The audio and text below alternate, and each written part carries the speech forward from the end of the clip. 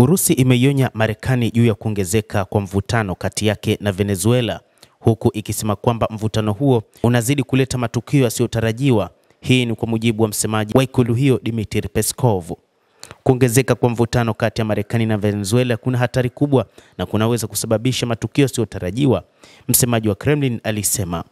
Peskov ametoa onyo hilo ambapo ni baada ya rais wa Marekani Donald Trump kuzidisha shinikizo kwa Caracas kwa kutangaza upanuzi wa kizuizi kidogo cha majini kinacholenga kusitisha usafirishaji wa bidhaa ghafi za Venezuela. Mamlaka katika taifa hilo la Amerika ya Kusini, ambako Washington haitambui serikali hiyo, wameonyesha dharau. Bila shaka tunatoa wito kwa nchi zote katika kanda hiyo kujizuia ili kuepusha hali yoyote isiyotarajiwa, Peskov alisema, akiongeza kuwa Urusi inaichukulia Venezuela kuwa mshirika muhimu.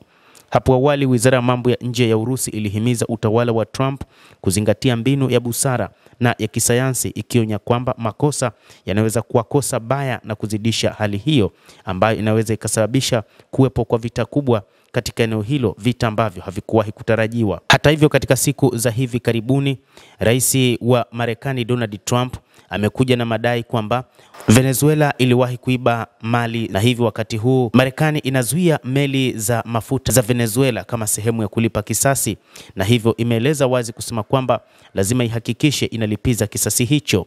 Hata hivyo, rais wa Marekani amesema kwamba hadi sasa ni wazi wameshaizingira vilivyo Venezuela na kwamba Venezuela haina namna inaweza ikajitetea katika kipindi hiki, na kwamba Marekani inaweza ikafanya lolote dhidi ya Venezuela, jambo ambalo rais wa Venezuela Nicolas Maduro amesema kwamba yupo tayari kutetea ardhi ya Venezuela kwa njia yoyote ile, lakini si kutwaliwa na kuwa koloni la Washington.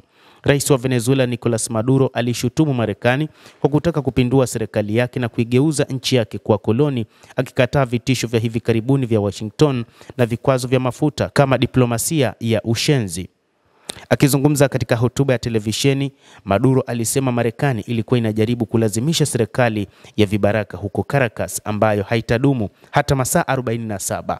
Alielezea kampeni ya shinikizo iliyoanzishwa na rais wa Marekani Donald Trump kama ya joto na yenye lengo la kunyakua utajiri wa asili wa Venezuela.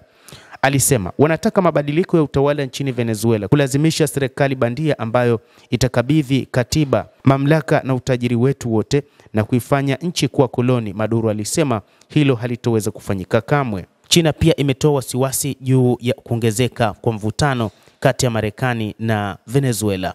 Msemaji wa wizara ya mambo ya nje ya China Guo Jiakun amesema Jamhuri ya Watu wa China inapinga vitendo vyovyote vya kuegemea upande mmoja na uonevu na inaunga mkono haki ya kujitawala ya Venezuela ya kuendeleza uhuru, ushirikiano na kunufaishana na nchi nyingine. Trump ameangazia mkusanyiko wa wanamaji wa Marekani karibu na Venezuela, akidai kuwa nchi hiyo imezingirwa kabisa na silaha kubwa zaidi kuwahi kukusanywa katika historia ya Amerika ya Kusini, huku akitaka Caracas irudishe mafuta yote, ardhi na mali zingine ambazo walituibia hapo awali, anasema rais wa Marekani Donald Trump. Hata hivyo, Venezuela imeahidi kwamba italinda na kuzuia matokeo kama hayo na kulaani mbinu za shinikizo la Marekani kama unyama. Mtazamaji wa The World News, hayo ndio tuliokuwa nayo, na bila shaka nawe una nafasi ya kulike, una nafasi ya kucomment, kadhalika na kusubscribe channel yetu hii ili upate habari hizi kwa mapana kupitia hapa The World News. Mimi ni Adam Hussein, endelea kuwa nasi wakati wote, endelea kutufuatilia.